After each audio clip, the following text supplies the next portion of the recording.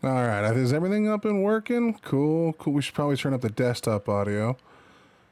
It was watching back the video came out a little coarse on my side.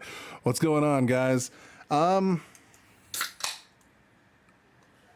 Just to be upfront honest with you, I have never seen a outpouring of anybody as much as you crazy lads and ladettes calling yourself the Renegades. The amount, I still have to respond to a few of these. I just got some time today to do this. It is currently 3:30 in the morning. Guys, you guys are, your love and affection for Ren's work is intoxicating. And I wish that I could potentially one day have a similar fan base. Jesus Christ. Yeah, man. Just to do a self-plug, if you're ever interested in my stories, you can find them over here in Wattpad. If you don't ever want to make an account and you want to read it anyway, just message me, man. I'll just send you the PDF to where we are currently live. But enough of this plug. Let's get to this, man. A lot of people threw a lot of recommendations my way. I didn't know where to start. I'm just going off of a few recommendations from a handful of people. You guys are legendary. And some of you subscribe for more Ren content, so we're here to give it to you. Just like the last video, I have no idea what I'm getting into. This one's called The Tell of Jenny and Screech. I was told to find the one that is 13 minutes long. So here we are to do that. And we're gonna dig into this. Just highlight a few things here. Okay, so it's mostly him with a guitar. Okay, well, that's already up my alley. All right, let's see what we're fucking diving into. I will try not to pause as much. I will try to get to the point. But I do not sit in silence very well. So let's do this. But thank you again. I'm eager for this journey.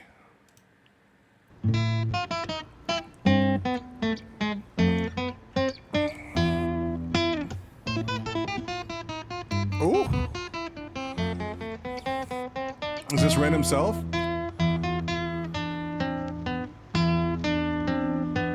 Yup.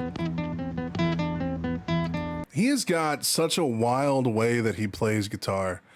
Like, it's weird too, because someone in the comments said he's from Wales, and I think he's living, I haven't dug in too much into Ren himself yet. But I think he's in the UK or something similar to that. How would he have like such an obsession with like a Spanish guitar style playing? Actually, you know what? That was very American centric of me to say such a thing. Like he isn't like Europe next to Spain. Okay, never mind. I'm just an arrogant fuck.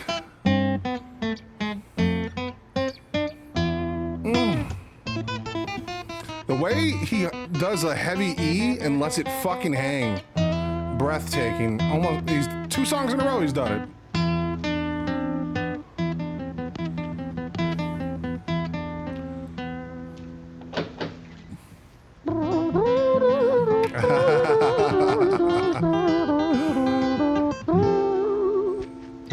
How can he harmonize so well while also playing? I don't understand. And look, guys, if he does something I don't like, even though it would probably earn the scorn of everyone that just started watching this channel, I'm gonna let you know. I don't hide my opinion to make other people feel okay. But so far, everything I've seen from this guy is it's just fantastic. This man he is a generational talent thus far. We're only 1 song deep. That could change. But like his harmonization while playing, I mean, dude, it's a beauty within itself. He could do this whole song just doing that probably, and it would still be worth listening to.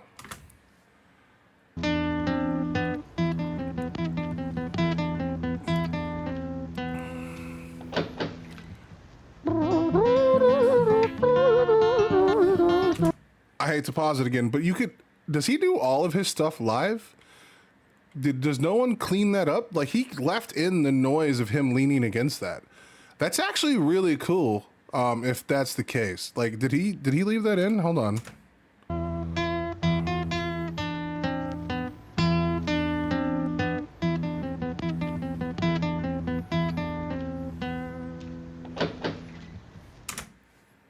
Bro. So this isn't like him mouthing words. This isn't him pretending to play like most music videos are. They're all really just performative slop, mostly, which is always a bummer because if you ever like watch the behind the scenes to a music video, it's just someone mouthing the words. Now, sometimes they're singing it to themselves so that they can keep their mouth doing what needs to be done, but they're never really straining themselves in their performance. So that means every time this guy is losing his shit, it's live. It's you're like going to a lot. So okay, that kind of makes sense, and that tracks with why he has such like an emotional resonance with the people that watch, because live performances are a captivating thing. You keep in all of the tiny little mistakes that happen, because all live performance have one. The fact that he kept that noise in, he didn't edit that out in post. No one came in and said, let's make that better. That adds like a layer of charm. I apologize. I gotta quit drinking this shit. A layer of charm that otherwise wouldn't be there. This makes me happy to see a real artist not only have a dedicated fan base, but also just making real art that isn't sanitized for anything. Like, it's just genuine. That's rare, dude.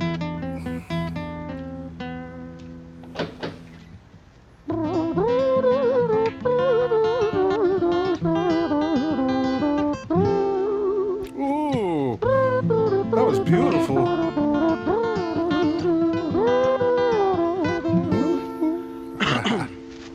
Oh, fuck. It was a quiet, dark night in an empty street somewhere in London City.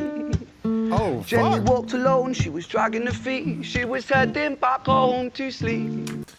Bro, I'm getting like some Sublime vibes right now, bro. Look, Sublime is the quickest way to my heart, dude. Just saying. That's like the one thing I will sing in the shower. Just saying, putting that out there. Terrible vision. I apologize. I just ruined your night. Okay, so this is totally live. Like the cough was in there. That's awesome, dude. Okay. I'm gonna stop fangirling and get to the song. I apologize. It was a quiet, dark night in an empty street somewhere in London City. Yeah. Jenny walked alone, she was dragging her feet. She was heading back home to sleep. Well, she knew this town, she knew this floor, because she walked it about 1,000 times before she wanted to escape. So, I mean, right now, the rhyme scheme isn't, like, super complicated, but it doesn't need to be. There's a lot of focus on his vocal cadence, how he's singing it. It's very lyrical. It's also upbeat, which I feel like is going to be a misdirection. I could be wrong. I'll wear that if I am. But so far, it sounds just like a story of a girl coming home tired after whatever her day might have had involved. Again, like, getting heavy Sublime vibes from this. What song was that? I can't remember, dude. I'm gonna lose my Sublime credentials, bro. Fuck, dude, my brain doesn't work that well. Because she walked it about 1,000 times before she wanted to escape. Can you blame?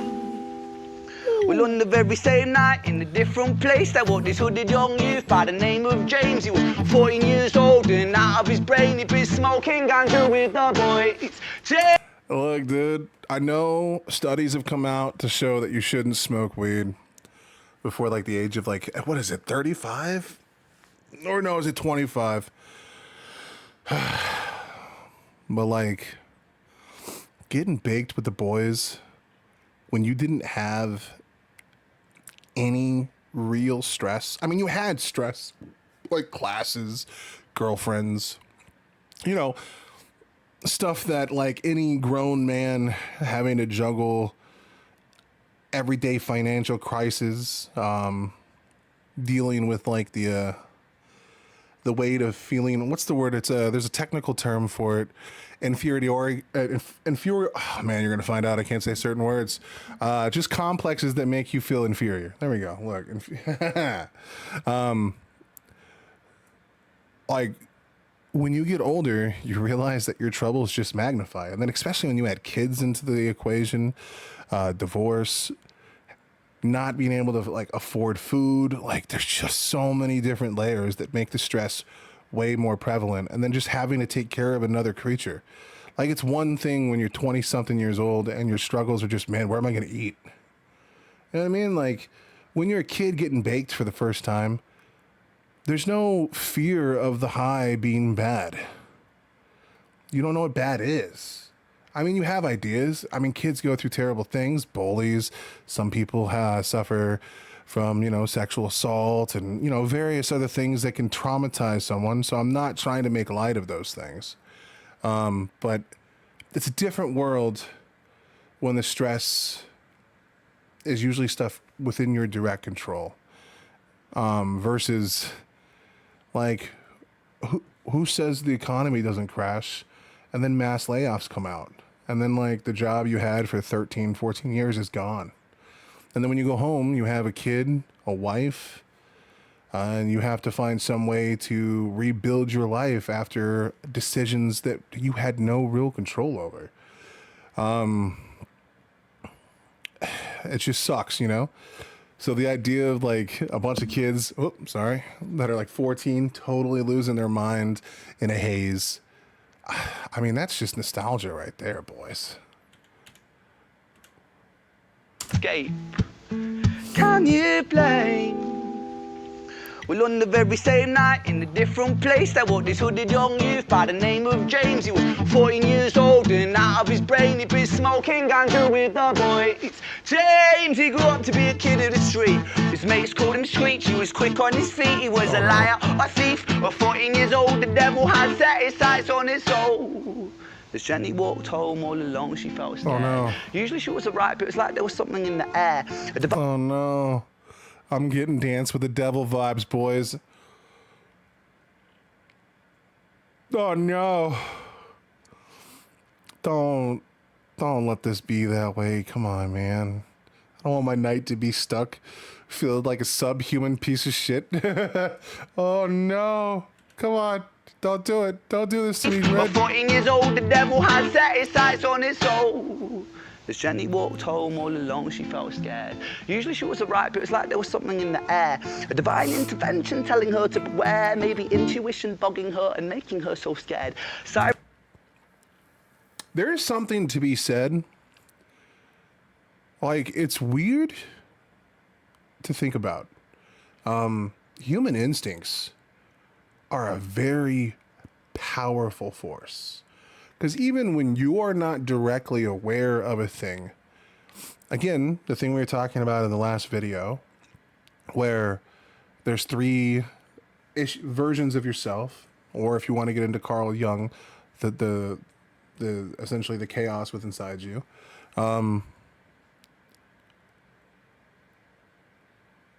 There is a part of you that is aware of things when you aren't. And it'll whisper things to you, like it'll raise the hair on the back of your neck. You will feel uneasy.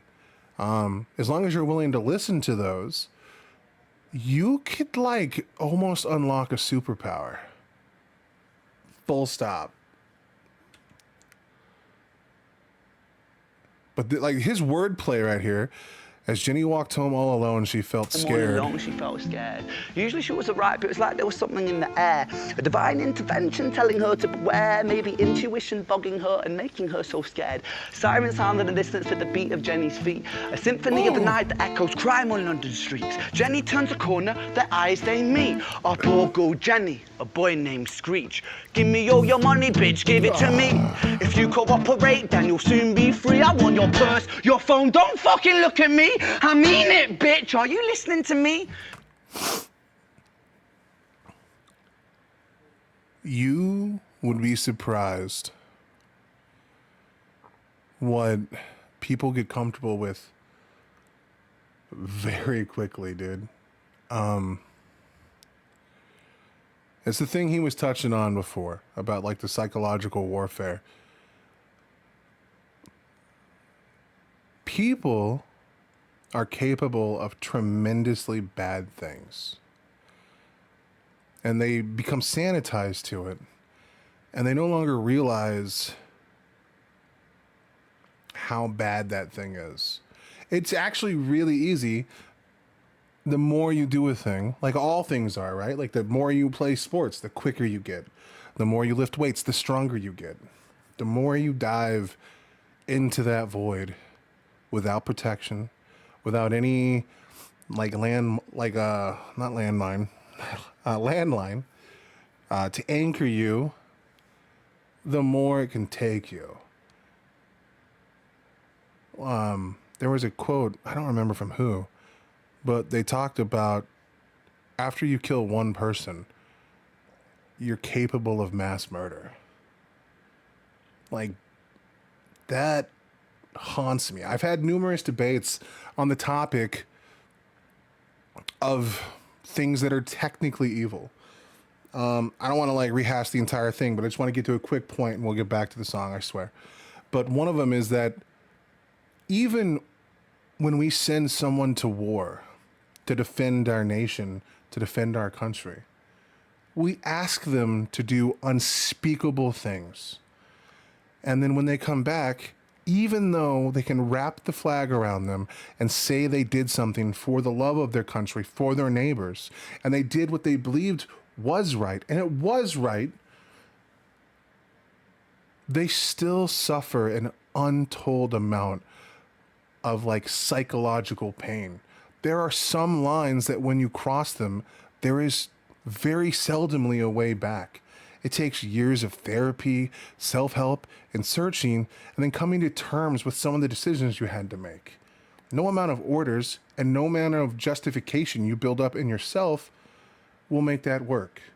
I think Jordan Peterson talks about that a lot with his, when he talks about, I think there's a book called, it was by look, I'm not good with those names, Dostoevsky or something. Look, I'm sorry, I butchered that horribly. Crime and Punishment, where a man gets away with the perfect murder, but he tortures his soul in the process. Even in situations like self-defense, people have come out, like you can look up, there are studies on this, man, where people come out and they suffer PTSD even when they don't physically get harmed in the process, because you are crossing a threshold that the human consciousness isn't supposed to cross. No, I might have said all that for no reason. These two people might just fall in love. Who knows? But what I'm saying is,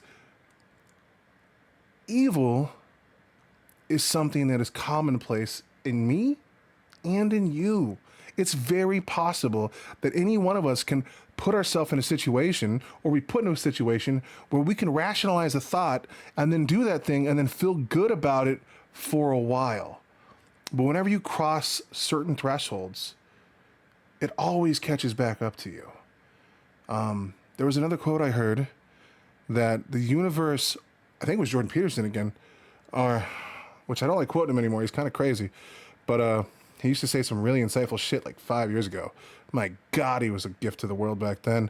But he used to say something like, the universe always remembers what you do. I mean, Rick and Morty talked about it, right? I mean, come on. You can ride the universe for a little bit, but eventually it'll buck you in the end. You can only be on top for a while. That's why it is always best to avoid dishonesty, and it's always best to live forthrightly and act as if what you're doing is on a world stage. As lame as that sounds, and as much as I want to be like, that's not the case, fuck it, throw caution in the wind, you never know who's watching, and the universe does not forget. Me all your money, bitch, give it to me. If you cooperate, then you'll soon be free. I want your purse, your phone, don't fucking look at me. I mean it, bitch, are you listening to me? Jenny freezes statue like a lady shakes stalactite. Feel like liquid nitrogen in the dark night. All right, dude, he's getting way more complex with his rhymes and like his wordplay right now. Chef's kiss. Come on, man. Jeebus. And one thing that's really cool that he hangs on the don't fucking look at me. People get comfortable with what they're doing. But the one thing they hate the most when they're committing evil is in the eyes. Because the eyes can judge a person all the way. There's like no way to stop it. That's why a lot of serial killers and people that do really bad shit will cut out your eyes because they don't want you to judge them because they know what they're doing is wrong. This got really dark. I'm sorry. I'm not. Hopefully this is a love song. I don't think it is, but like, hey man, love has bloomed in crazy situations, right? Eyes they meet, a poor girl Jenny, a boy named Screech. Give me all your money, bitch, give it to me. If you cooperate, then you'll soon be free. I want your purse, your phone, don't fucking look at me. I mean it, bitch, are you listening to me? Jenny freezes statue like a lady shakes stalactites. That's Feel like crazy. liquid nitrogen in the dark night. That's fucking She crazy. tried to find strength to move, but stayed as still as a statue in high-heeled shoes. What the hell you playing at? You playing games with me? I swear to fucking God, I'll slice the rosy off your cheeks. You think I don't mean it, girl? You don't know me. The last thing you see will be a boy code. Screech reached with the sheath of the blade with the teeth that could bite through steel and slice concrete, and he swung. Oh my God, bro. This isn't a poem. This isn't a song. This is a fucking ballad. I don't want this to continue, but it needs to. Jenny, girl, come on, dude. Don't do this to me. I'm just a boy, okay? I mean, I'm not. I'm a 36-year-old man, but fuck. I feel like a boy right now. To me, I swear to fucking God, I'll slice the rosy off your cheeks. You think I don't mean it, girl? You don't know me. The last thing you see will be a boy code. Screech reached with the sheath of the blade with the teeth that could bite through steel and slice concrete. And he swung possessed with the devil in his chest, and the statue she was turned to butter in her breath. It was a quiet dark night in an empty street somewhere at London City. Jenny lay still on the cold concrete. Fuck. She's found somewhere to sleep. Well, she knew this town, she knew this floor. Bro. You know what's crazy? One, this is heartbreaking as fuck. And two, I feel like this might be based on some kind of true events. There have been a lot of knife crimes in the UK. And look, not to get political and any of that shit. I'm not going there. I'm not here to stoke those flames or spread hate or any kind of animosity. There's enough of that in the fucking world. But how quickly that turned dark for what? Maybe $100 in your wallet? A phone that's not worth shit? The pictures on it are more priceless than anything. What are you gonna pawn a phone for? Like $50? You can't even fucking use the motherfucker if you don't have a goddamn SIM card, bro. And if she's a working girl, she probably had an outdated phone. I haven't upgraded my phone in like 6 years. Like, brother. The It is a dark motherfucker, dog. Jenny lay still on the cold concrete. She's found somewhere to sleep. Well, she knew this town, she knew this floor, 'cause she'd walked it about 1,000 times before. I guess that she escaped. It's such a shame. That was beautiful.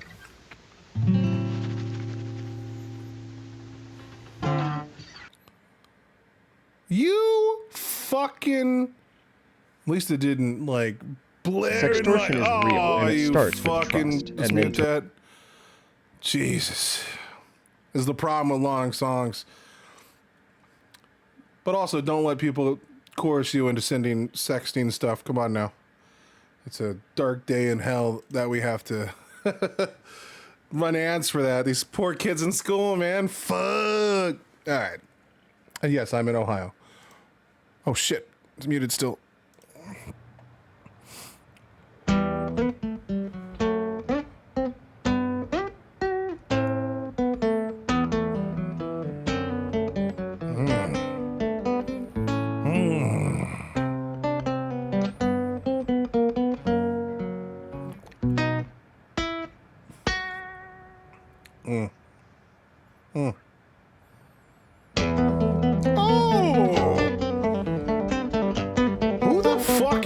This man. Look, I know you've probably seen YouTube videos of people playing the guitar a little better than that. And yeah, you'd be right, maybe. But this man did that while walking live. Brother, I cannot explain to you the difficulty of such a feat. Like, yo. And like, bro, that heavy, like, this guy is the king. He does something that John Mayer does. If you ever listen to the Neon song, especially live, John Mayer plays the guitar in a way that he acts as the top E string as a bass note.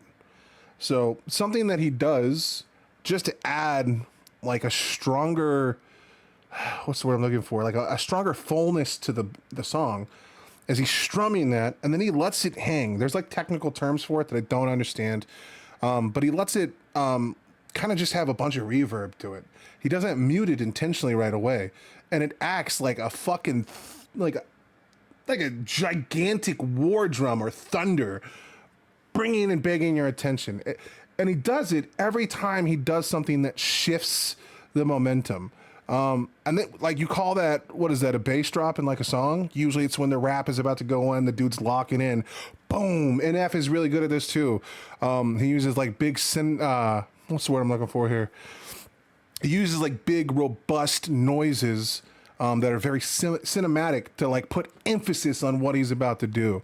And he does that with the guitar by himself, live, while walking. He's playing essentially two instruments in one. I cannot express to you how hard that is to do. If you think I'm full of shit, and there are many people that do, I challenge you to learn the song Neon for yourself. I have been learning this song for 10 fucking years, and I cannot, while in a perfect environment, set up on my comfy stool, get the fucking bass note down while playing. I can't do it.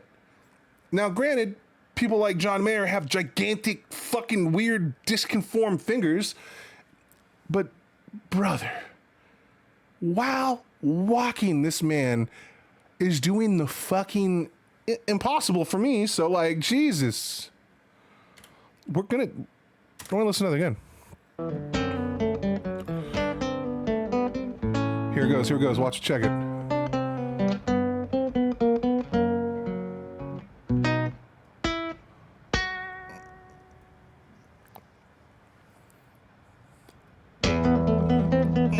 You see it just hanging, dude. Ooh. Ooh.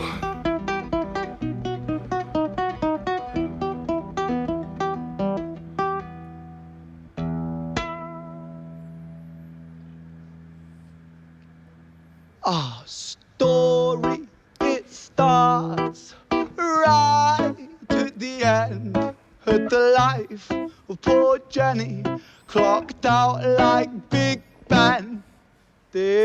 Okay, so yeah, he's in London and shit. Well, I am very American centric. I know what TV tells me, and so please understand that when I say things, I am no authority on such things. I could totally be wrong, but I know Big Ben is supposed to be like London-esque. Squire. Like, come on. Jenny clocked out like Big Ben. Oh, Jenny clocked out like Big Ben. Dear Screech, dear boy, where did he go? He melted into the black night just like snow. What a fucking line, bro. Look, in my own work, I try to get as lyrical as possible with descriptions. I really do. The way I try to explain the sky, manufactured by Mewa, the god of color, as I talk about prismatic oranges that bleed into blues. You know, shit like that, that pushes well beyond what it should be. The few people that have read it told me that like it gives more than it takes, or it takes more than it gives. But like that line, he melted into the black of night, just like snow. That could just be a poem. That's it. That's a line from a poem. It doesn't even have to be a song. It's that strong, just that way. Like, could you imagine doing like a dramatic reading? He melted into the black night, just like snow. Like, come on, bro. That's glorious. Oh, I should go back. At night, just like snow. Patrick, man, let me in, please open the door. I think I fucked up, Patrick, really fucked up, man, I'm not sure. I got crazy, left this lady lying still on the floor. I think I killed her, Patrick, come on. So, like, I touched on this a little bit. Actually, I might have talked about it a few times in the last video. But, like, he embodies the thing that he's working towards. Like, his personification of the id and ego Ren, or ego Ren versus, like, who he believes he is, the steward in control of the ship. He embodies the character very well. Not only is the lyrics very frantic and desperate, but so is his cadence. So is the way that he's reading. So is the way that he's playing. Like he's like literally acting the role in his own song. So many artists cannot even come close to that. And remember what we said in the last video.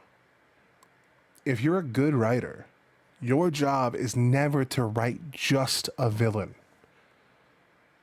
This is, I could be wrong, but this is his opportunity to let it explain what happened to the boy, to Screech, and maybe why he became the villain that he is.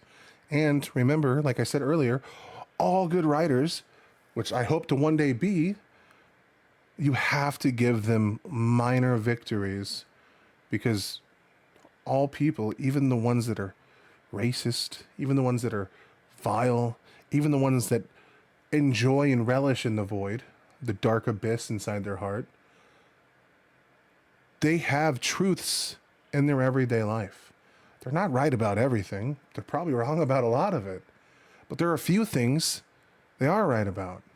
And sometimes admitting those things to them can help pull them back from that brink of their own demise. Like, what was his name? Daryl Davis managed to prevent, I think it was over 50.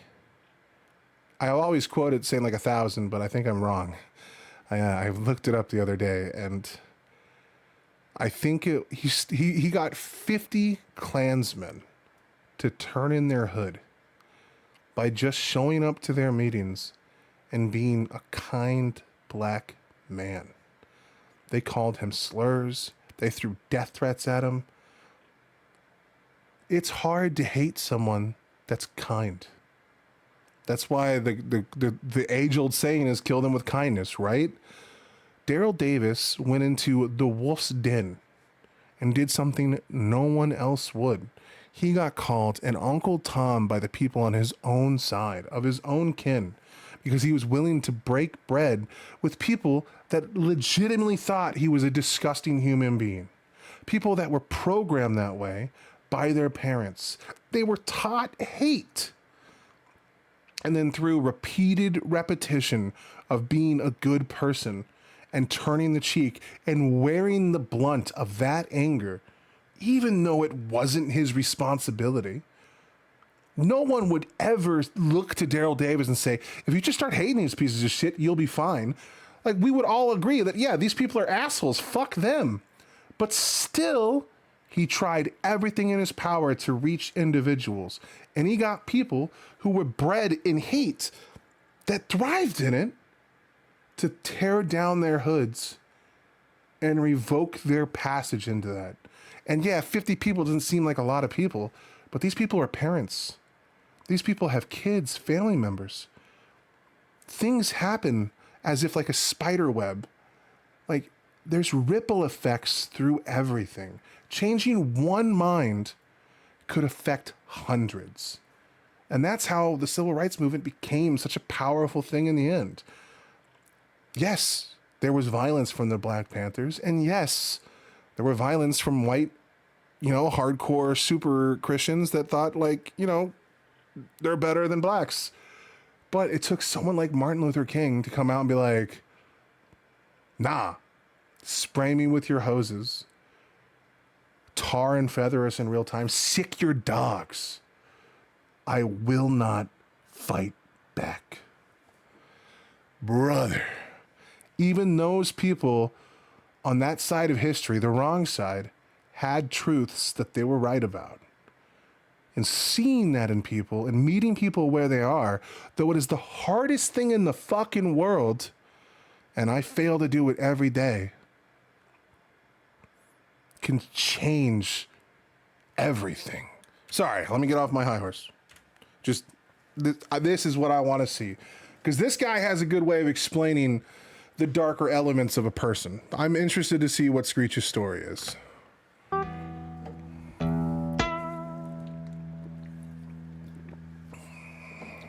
Our story, it starts right at the end. At the life of poor Jenny, clocked out like Big Ben. Dear Screech, dear boy, where did he go? He melted into the black night just like snow. Patrick, man, let me in, please open the door. I think I fucked up, Patrick, really fucked up, man, I'm not sure. I got crazy, left this lady lying still on the floor. I think I killed her, Patrick, come on, man, I can't knock no more. But Screech kept on knocking till his knuckles became sore. But there's no sign of Patrick down at number 54. No refuge for our villain, for the bitter hands of fate, with something far more sinister in mind that does away.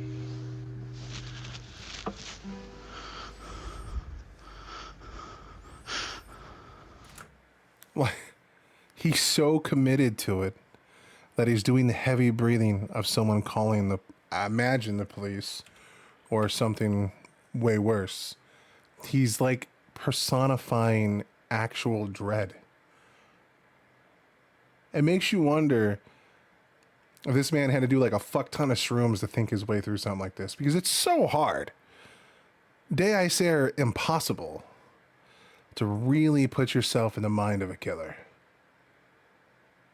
Because me and you, I would argue, the person watching this video, you would have to fucking do something pretty evil for me to want to kill you. And I don't know what that would be, man. I don't have a kid, so it's like killing a kid isn't gonna drive me over that edge. Self-defense, but my goal isn't to kill you in that situation. And you're not a murderer in self-defense, though. But my point is to put yourself in that mindset, and not only to be that way, but to personify it in a way that is real and gritty. That takes a level of courage and commitment that most people don't have. It's fucking hot here, by the way. I'm dying. Come on, man, I can't knock no more. But Screech kept on knocking till his knuckles became sore. But there's no sign of Patrick down at number 54. No refuge for our villain, for the bitter hands of fate, with something far more sinister in mind that does away. I love this guy, dude. I'm 2 songs deep. I love this guy. Hey, babe, you in?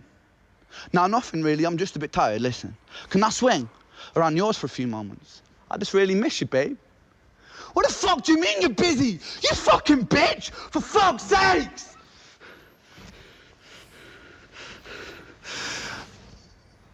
Siren sounds approaching like a banshee in the night. The shrill cry of justice cutting like the sharpest knife. But Screech was never one to run, not one to miss a fight. One hand upon his blade, he turned to face the blue lights. All right, he may not be having like a hero moment, but he's having like a... He's descending into pure chaos. Which is like another way that you can approach that. Which you can be sympathetic to. I mean, granted, look, I don't want to make the statement that you should be sympathetic to a guy that killed a girl. I'm not saying that. But human dread is a palpable thing. I'm not saying sympathize with the devil. Okay, I'm not saying that. But could you imagine being in that situation? Letting your anger peak to a point where brief insanity might have taken over something small and minuscule? Yes, agreed. And then having to like deal with that unbearable weight of your actions. And then knowing that like every corner you turn, everything is crumbling down. And then the people that you put your trust in aren't there. Ah, brother, that would make anybody a little psychotic. Siren sounds approaching like a banshee in the night. The shrill cry of justice cutting like the sharpest knife. But Screech was never one to run, not one to miss a fight. One hand upon his blade, he turned to face the blue lights. Come on then, you fucking cunts, let's fucking have you then. I am Screech, I'm the boss, I'm the ender of men. You think that uniform you're wearing means that you own these streets? These are my fucking streets, and they call me fucking Screech. Richard was an officer who... Man, I will lie, dude. This man is good at writing villains. Look. Screech is a piece of shit. I'm putting that out there. Full send. But that war cry is gorgeous, man. In the most twisted, fucked up way. I'm going to give you a brief level of history about me, okay? I was a pretty bad kid growing up. I had no reason to be, other than the fact that I didn't know I was adopted until I was 16. Found out by accident by a doctor. My biological parents were pretty fucked up. Anyway, not to go into my personal life story here. So I was pretty bad. I got expelled my first year in middle school from all public schools. The option was juvie or an intensive treatment program for really fucked up kids. A lot of mine came from the fact that I hated being on Ritalin and various other drugs. I didn't believe that I had a mental illness. So I quit taking them at the age of like 8 or 9. I was destructive. I lashed out, and I even hurt somebody pretty bad. An old lady who was a teacher's aide. I didn't like the way she was talking to me. So, I fucked her up, man. That's nothing to be proud of. All I know is I got dragged out of a middle school by 4 cops and a vice principal that I kicked in the head 32 times. And, my life was pretty fucked up after that for a while. But I went to this crazy kid school, and I knew a lot of kids like Screech. It's a bummer, because I had really good parents that loved me dearly, that adopted me, even though it was unbeknownst to me. And despite my many, many flaws and my ability to domineer a conversation not necessarily well, I had a lot of friends back then that knew that I didn't. And to their credit, man, no matter how coarse or pig-headed or fucking wrong I was, they never told me. That's a wild level of strength that I didn't know they had. When I found out I was adopted, I didn't really care. At that time, I had already had all the anger beaten out of me. I mean, I was slammed into tables most of my life. Like I said, I was a bad kid. The crazy thing is, now that I'm a little older, the majority of those kids I went to school with, the really bad kids, most of them are dead. Greg, his father was a cop. He joined, I think it was the Crips in Southern California. I didn't even know they fucking existed down there. But anyway, and he he tried to rob a gas station, and he got shot. And a buddy of mine, Steven, OD'd on God knows how many drugs. The girl I was in love with most of my middle school life and a little bit into high school, she became a pretty heavy drug addict. God knows what happened to her now. I remember she was 12 dating a 22-year-old man. The world was a fucked up place back then, man. The reason why I tell you all these things is there is still a small part of me that loves the idea of resisting the world as it is. And Screech kind of identifies that way. Yeah, he's a shitty human. And yeah, there's probably nothing there worth saving. But that battle cry reinvigorated that fucking troubled piece of shit I was as a kid. And the crazy thing is, I don't even like villains very much. I'm a paladin guy in every game. Justice for life. It's kind of a way as penance for my terrible life as a kid. But yeah. I don't even know why I said all that. That's gonna probably fuck me up really bad. To that old lady, I'm sorry if you ever stumble upon this. He turned to face the blue lights.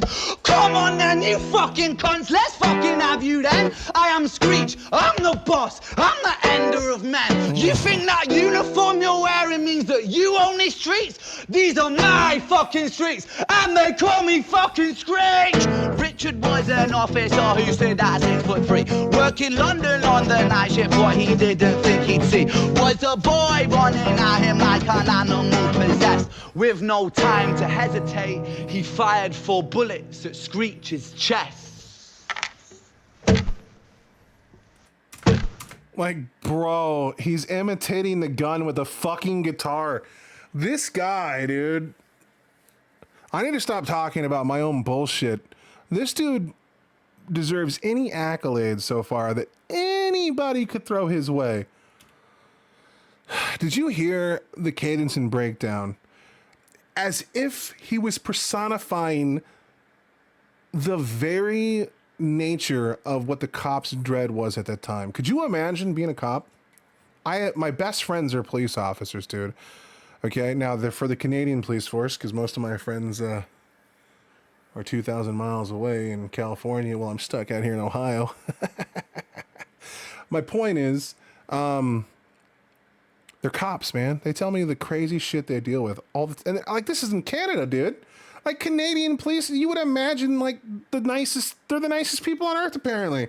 Wrong. A lot of them are drunk. Okay. And yo, could you imagine just going to work? I've been a technician for a long time. Okay. Well, got into management pretty early, but most of my life has either been spent driving trucks or working on cars or working with customers, and then fighting tooth and nail to give them the best possible price I can, which ultimately is what got me blacklisted in the industry because I went below market standards and I made a lot of people very mad. Anyway, could you imagine going to work and then seeing some feral fucking miscreant or just a feral fucking vagabond just gunning you down? And as if he has a personal beef with you and you don't even know this fucker's name. Like, every time they go to a call, their life is on the line. Every time they pull somebody over, they can die. Yes, someone can come into my shop and shoot me in the face. Many people have wanted to. Prices on the automotive industry are insane. A triple markup on parts is fucking lunacy. But the realistic part is, I had 3 technicians in my bays that were fully loaded. No one with a fucking brain in their skull was going to barge into a building full of rednecks with guns. I don't care about guns, but those fuckers are itching to shoot, all right? A cop is afraid that if they shoot, they lose everything. But if they let this madman go, they lose everything. They're in a lose-lose. And I'm not a protect the blue guy all the way through, totally for police reform. Don't think I'm one of those guys. Don't let the head fool you. But it's such a wild concept. And somehow Rin has managed not only to capture the perspective of a young girl being stabbed in the streets of London, not only has he managed to capture the perspective of an insane lunatic on the cusp of insanity, he's also capturing, even ever so briefly, the fears of a cop having to make a decision that will probably torment him for the rest of his life. This is not just a song. This is a possession. And you can see that, one, through his performance, two, through his vocal cadence and how it shifts between the perspectives of each and every character. It changes dynamically. One, that's one of the hardest things in the world to do as a performer. And two, it's so fucking hard to do as a writer. So not only has he acted each one of these scenes out, not only has he portrayed these characters through both the music, the way they rhyme, the cadence in which they speak, but also from the way that he interacts with them through his body. That's what's the word I'm looking for? That's the level of acting that like a handful of actors. What's the fuck, dude? You know what I'm talking about? Like Christian Bale does it all the time, bro. Anyway, he's taking this to a new level, but also not to give the man any disparage in his writing, because one, writing is something I care a lot about. My two favorite hobbies in the world. Three: music, writing, and fucking voice acting. And he's doing all of them. He is changing up the rhythm and schemes for each character.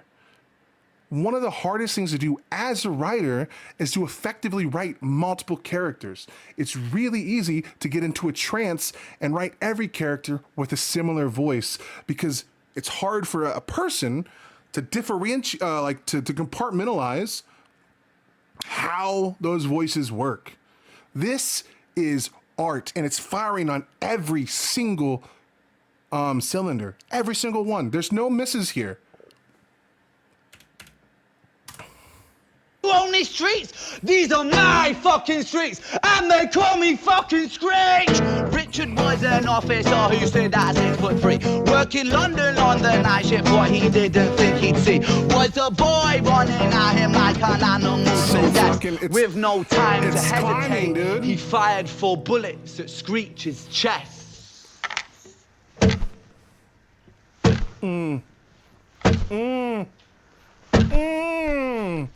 Oh, dude, the cameraman, the commit, dude, come on. Story, it ends right at the start.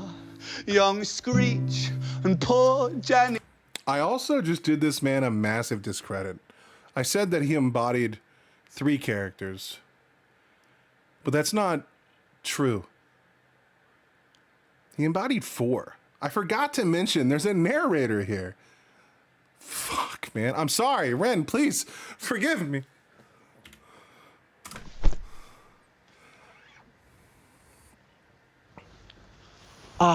Story, it ends right at the start. Young Screech and poor Jenny lying 1 street apart. Jesus. An officer shaken by the boy that he claimed. 2 bodies lay lifeless, and it's such a shame. It's such a shame. This dude is look, I know I was a little mean to his voice in the first episode, the first reaction. Let me just say this. I was wrong. I'll wear that. I'm going to get a lot of criticism for this one, and I should probably stop being so blunt and honest. This is going to end up on a list somewhere.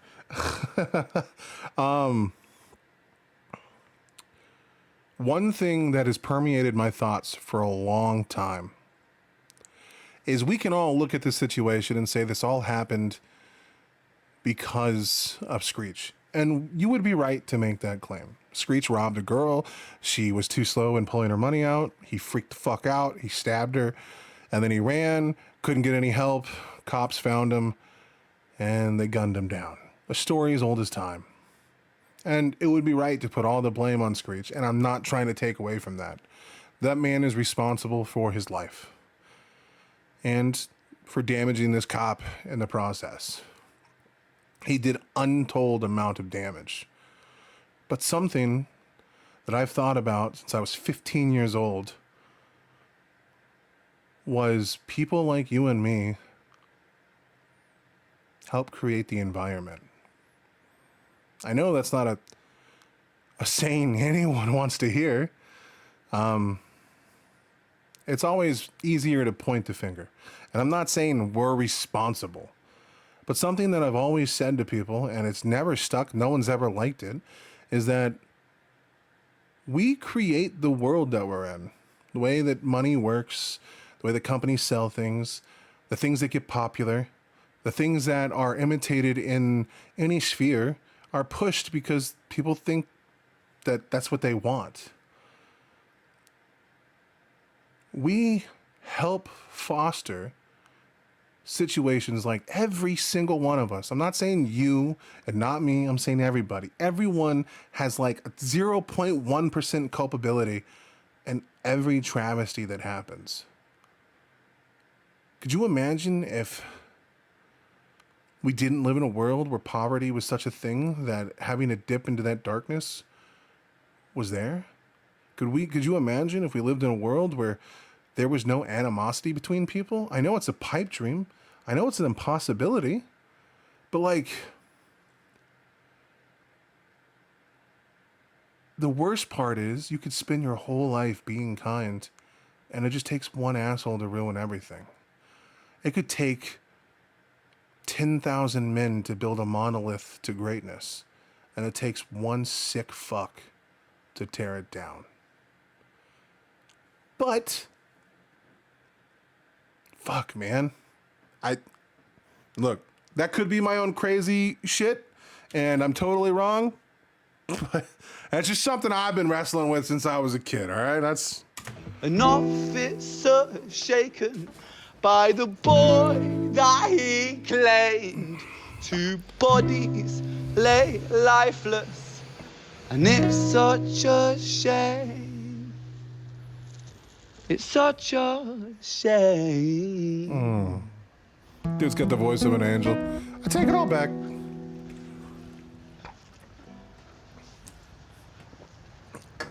I couldn't rock with the baggy pants though, bro. Oh, you fucks.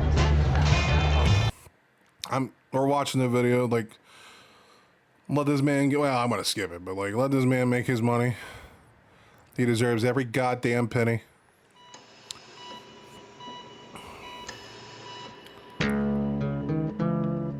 Violet style? Who the fuck was Violet?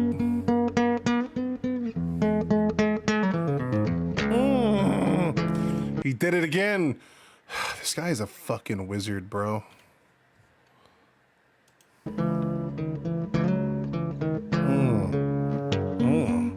This is way dirtier.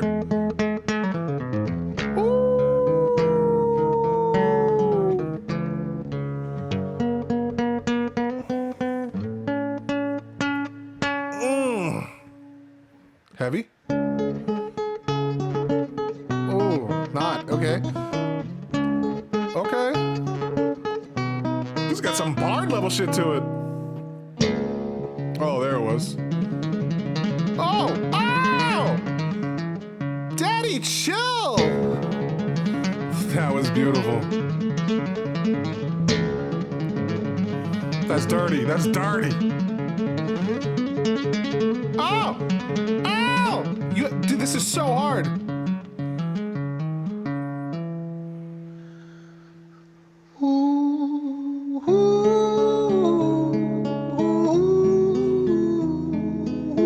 This is actually beautiful as fuck. What the fuck?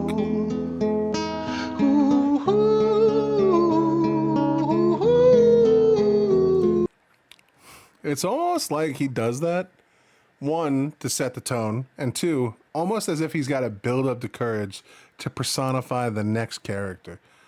As it's almost like he's being possessed by them. Like you can see his face is completely distraught. He's acting out the character already, being scared, nervous, looking around the room. This is like an actual live possession. This is glorious.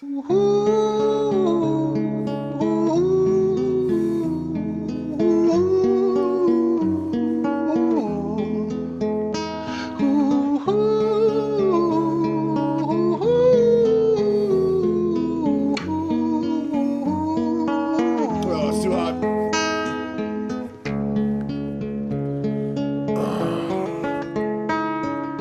London City, far from pretty, 2005. A lady down in Paddington is fighting just to stay alive. Rhythmic beeps and bloodstained sheets. Our lady weeps, she's tired and frail.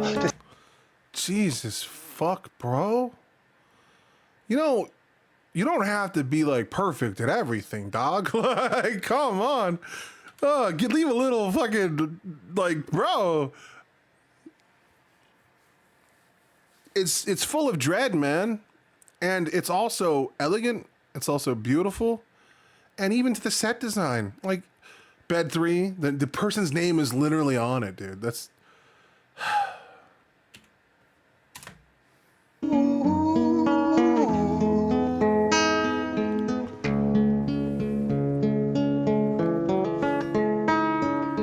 London City, far from pretty, 2005. A lady down in Paddington is fighting just to stay alive. Rhythmic beeps and bloodstained sheets. Our lady weeps, she's tired and frail. To set the scene, we must rewind the hands of time for Violet's tale.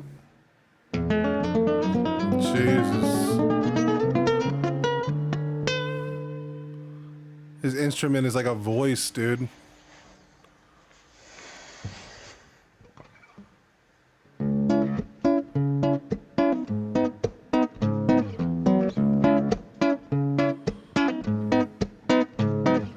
Violet was a silent girl, grew up with violent starts. Her mother was a drinker and her father was a bastard. Every night he took her tie but never left the room. I'll spare you of the things he did, I'm sure her mother knew. Violet was a silent girl.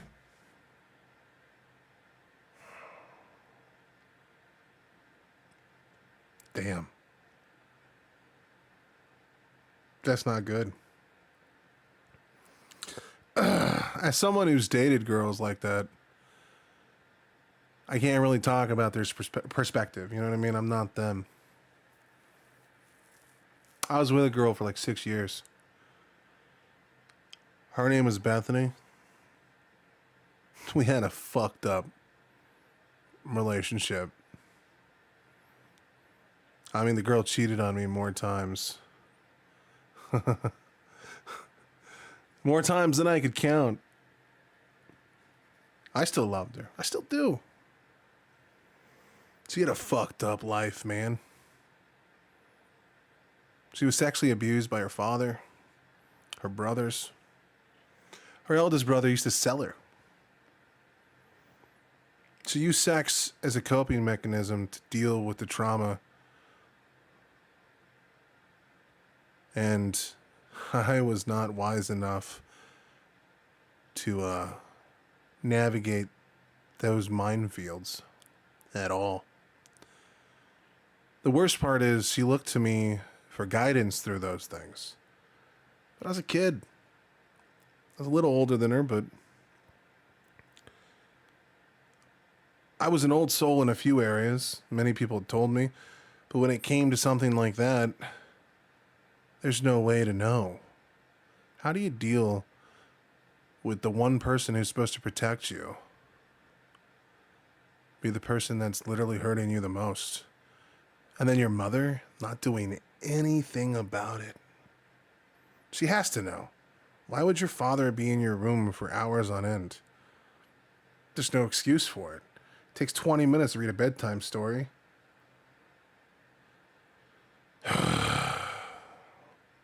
I will say, Bethany's life turned out all right. Our relationship failed, but I think she's got some man now, and she's out in New York and being pretty happy with herself.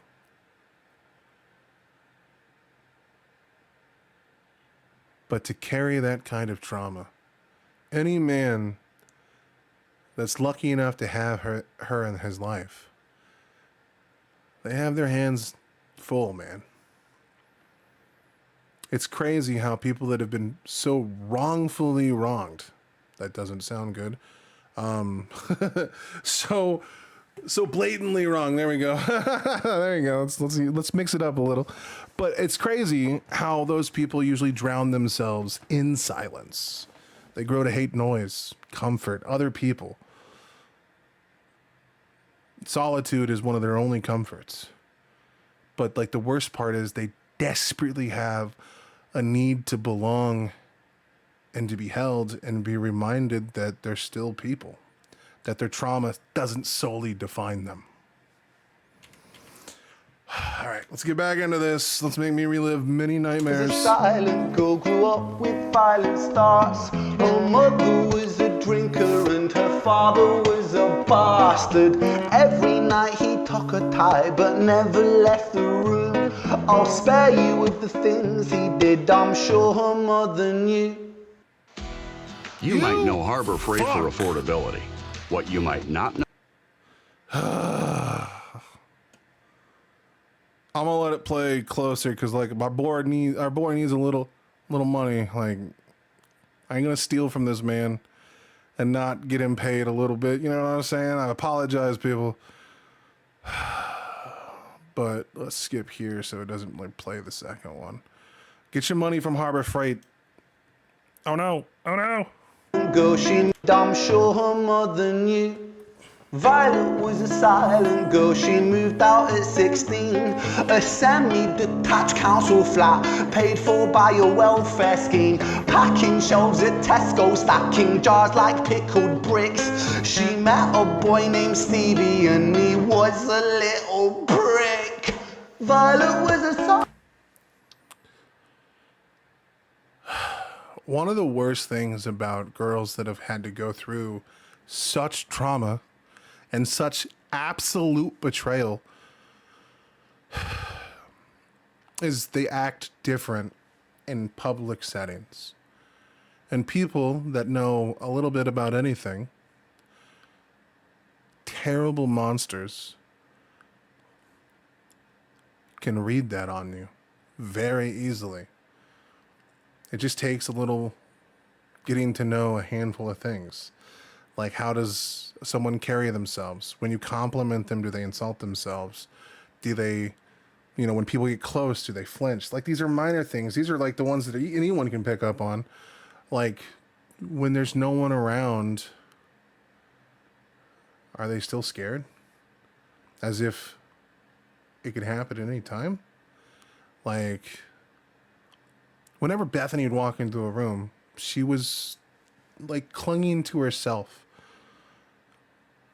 Scared, She turned to cutting and various other things. A shit ton of drugs.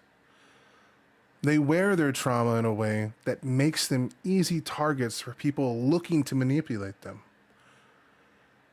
And these monsters will. You're just another quick lay. Again, the world is full of evil, evil people. And we let them continue to thrive. That sounds dark. I'm not saying kill anyone. Don't take that. I'm just saying we should speak out more about the terrible shit we see. I just realized how dark that sounded. Tesco stacking jars like pickled bricks. She met a boy named Stevie and he was a little prick. Violet was a silent girl and and Violet, she fell fast. See, Stevie was the wrong un, but he sure knew how to charm her. Every night he took her tight, but never left the room. History repeats itself, he'd paint her black and blue and dark. I'm gonna say something so controversial, and if you unsubscribe and unfollow, I understand.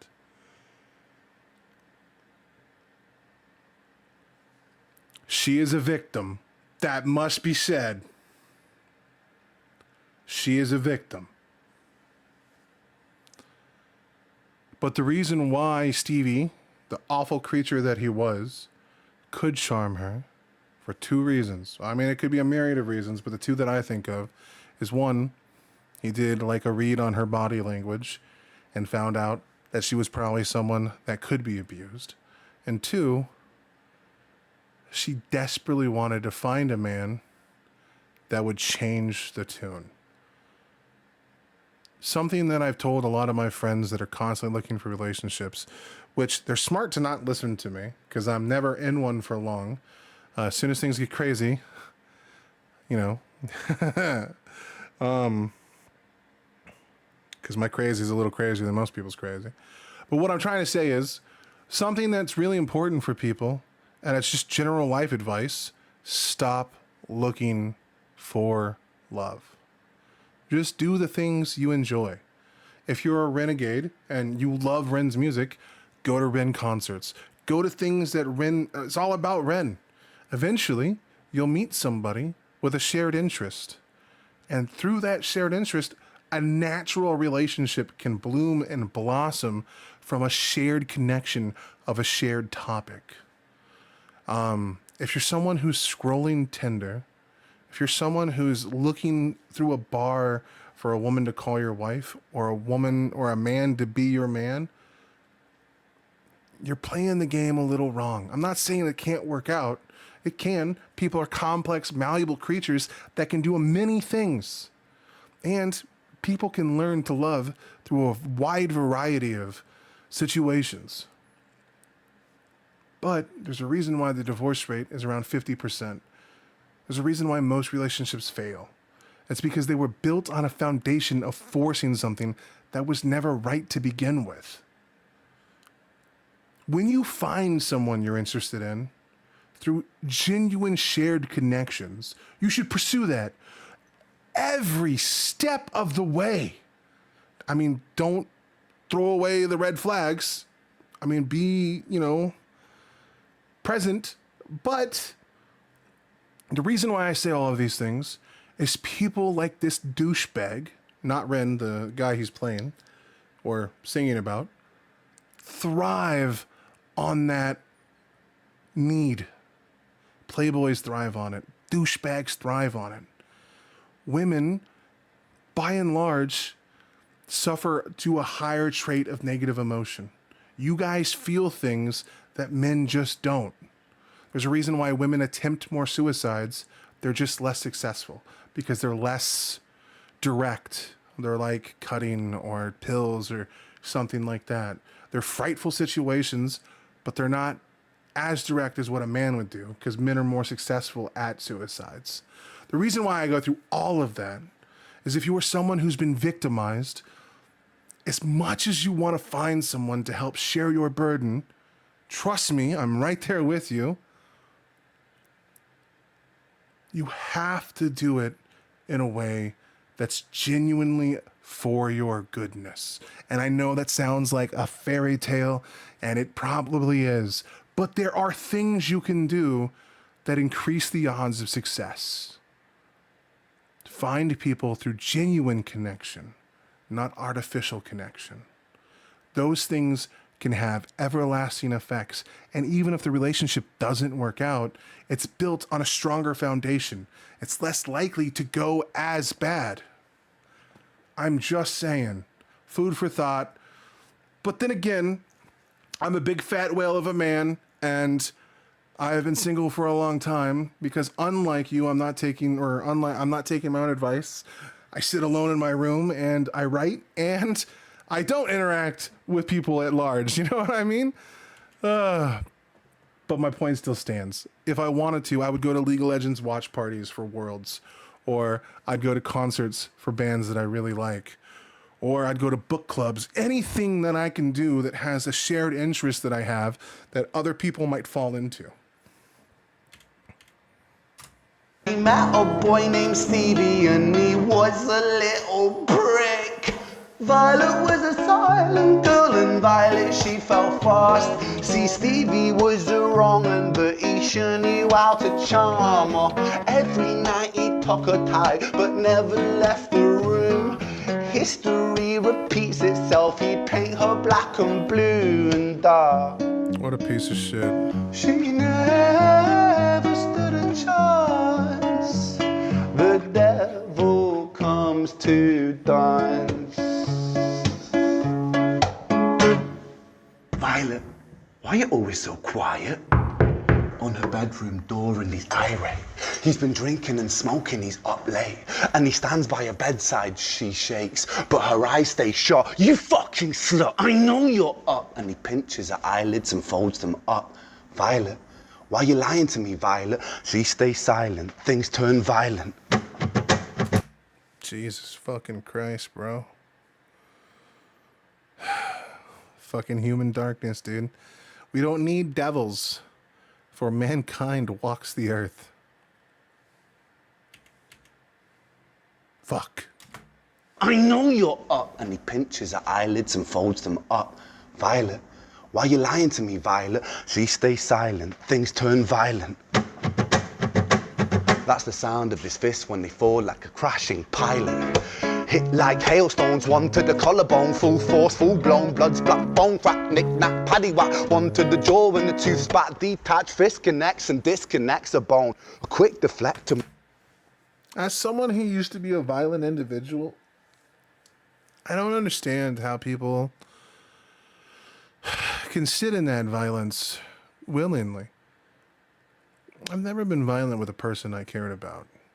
And honestly, other than a few spurts of violence, I mean, most of mine were just fights with other dudes that were running their mouth or talking shit. I did one terrible thing to an old lady. And I think that was the worst thing I ever did.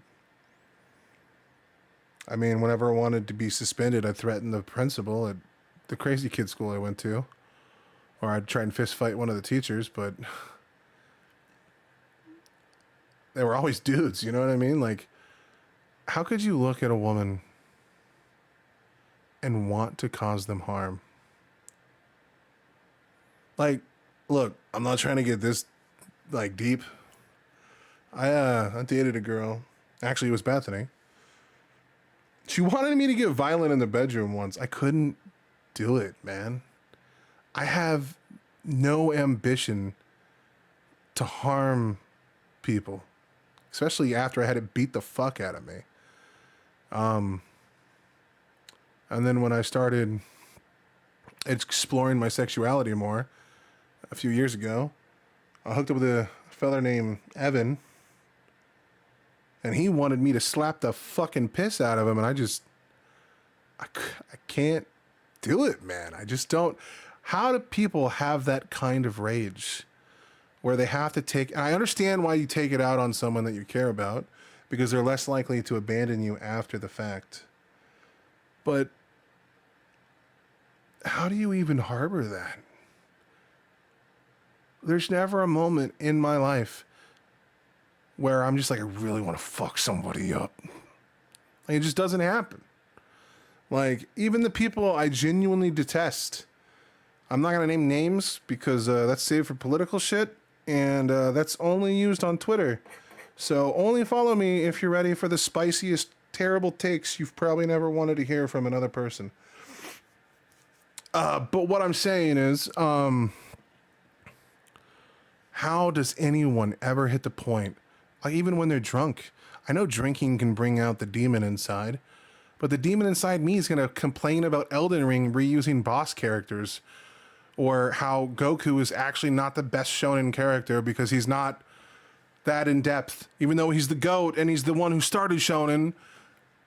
Like, bro, Ichigo is way cooler, dog. Full send. I will fight anyone on that. But I don't know how anyone can just wake up and go, I want to fucking ruin somebody's life. I don't understand. And a part of me wishes I did, but I'm so afraid that if I did, that shit is like an infection and you can't stop it. And the fact that this man is willing to dive into that, my God, bro, the toll on your psyche. Just even, like, I feel like I'm getting my ass beat in real time reacting to a song about the thing. This man had to write these songs. This man had to not only write them, but enact them. He had to play the characters. He had to live through them. What possesses a man to do that? To hang out in that darkness for months? Because he didn't just write this in a day. This is something that he worked on. Writing, it takes time. Learning the songs, perfecting the notes, and getting it down to a point where you could play it live. He had to live in this darkness for months. You have to imagine that took a toll on him in a way that none of us will ever truly understand. He wrestled with the abyss, and he's alive afterwards to tell us about it. Almost as a cautionary tale of what to avoid. It's men like this that can stand to the void and not fucking fold. A mad prophet, homie. I said it in the last video. I'll say it again. Inside she shakes, but her eyes stay shut. You fucking slut, I know you're up. And he pinches her eyelids and folds them up. Violet, why you lying to me, Violet? She stays silent, things turn violent. That's the sound of his fists when they fall like a crashing pilot. Hit like hailstones, one to the collarbone, full force, full blown, blood's black bone, crack, knick, knack, paddywhack, one to the jaw and the tooth spat, detached, fist connects and disconnects a bone. A quick deflect to misdirect the blow, but nonetheless his punches met her throat. Such a mess he's left her bruised and broke. Violet, why you always so silent, Violet? Why you such a little liar, Violet? Do you think I want to do this, Violet? The worst part is he does. People are sick, man. I talked about this in the last video, and I'm going to bring it up every time he does it well. He's not personifying this in a way to give strength to the abuser. He let the music stop. He's letting you hang on the words. He's letting you feel the dread. It's no longer just a song. One of the hardest things to do in writing is to like be visceral with action. And that combo that he did against poor Violet was as visceral as it gets, homie. Like, Jesus. Such a mess he's left her bruised and broke. Violet, why you always so silent, Violet? Why you such a little liar, Violet? Do you think I want to do this, Violet? In character, she stays silent. Well, say something, Violet. Silence. Fucking say something, Violet. Silence. Wait. Say something, Violet. Oh, shit. Not one word. She stays quiet.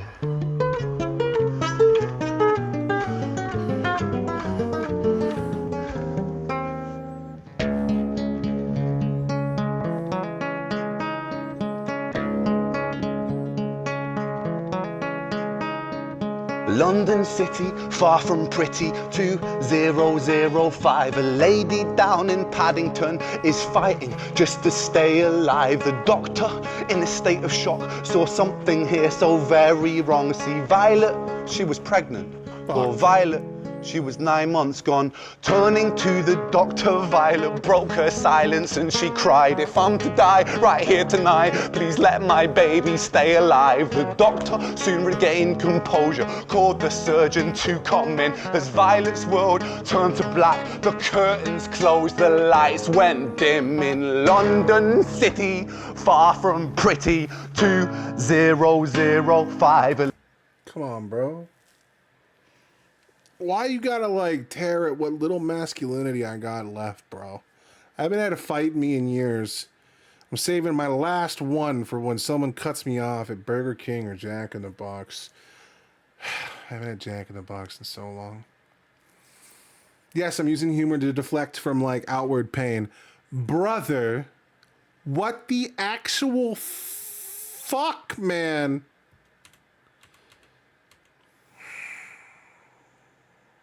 Die right here tonight, please let my baby stay alive. The doctor soon regained composure, called the surgeon to come in as Violet's world turned to black. The curtains closed, the lights went dim in London City, far from pretty. 2005, a lady down in Paddington just lost the fight to stay alive.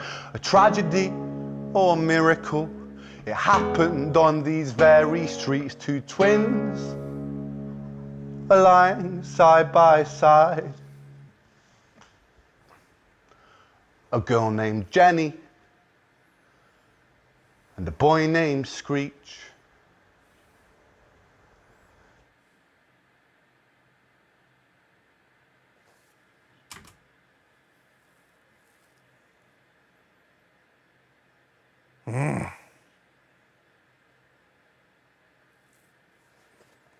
He took that in a different direction than I thought he was going to go, but I'm glad he did.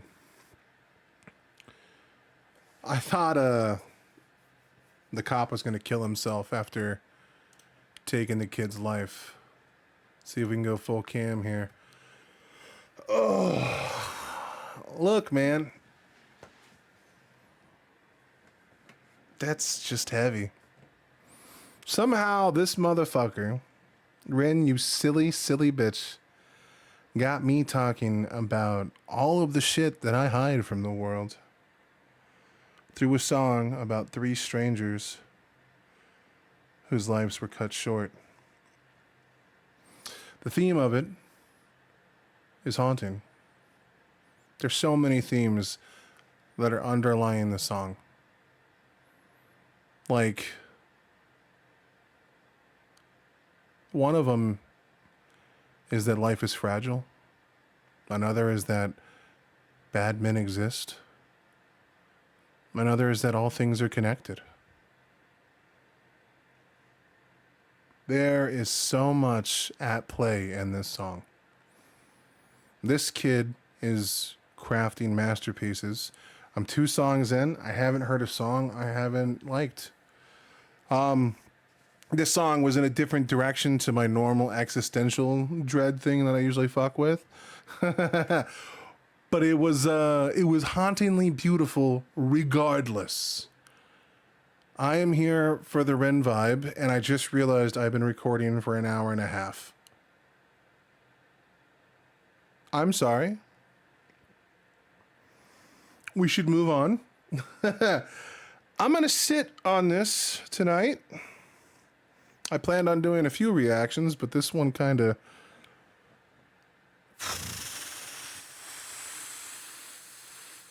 This one kind of broke me in all of the best ways.